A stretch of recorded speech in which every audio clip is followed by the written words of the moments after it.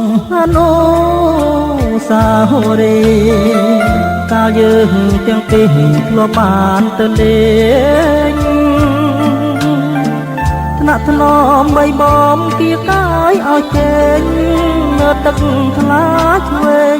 ដាប់សូរសំលេងតូចធ្នោល្វើយល្វើយទាំងជ្រួងហោហងឆ្ពងទៅមហាសាគរតែក្លិនកែសោះនៅតែគៀកាយបាក់សាទៅនៅតែកំឡាយលឺសូរល្វើយល្វើយថាអូននេះហើយជាខ្នាយវាសនាខ្នងភ្នំមនោសាវរីយ៍លំងពន្ធាក្រាលលើបុព្វតាឯស្រងរហងគន់គប់នេត្រាធ្វើឲ្យចិន្តារតែបែតីនឹកឃើញតែមុំខ្នងភ្នំហនុសាវរីយ៍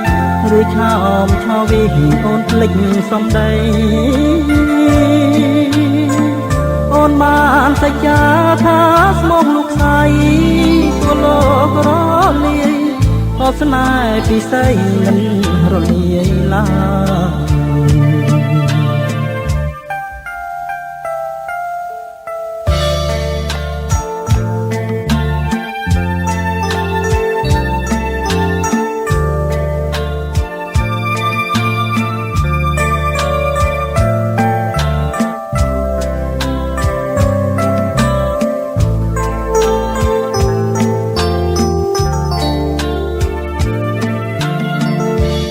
នងភ្នំ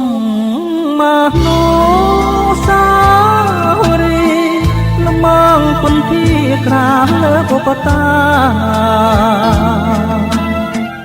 រីស្រងរហងគន់គប់នេត្រា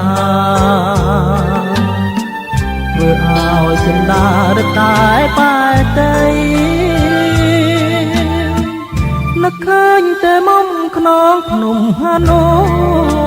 សាវរីយ៍ឬឆោមឆោវីអូនភ្លេចសំដី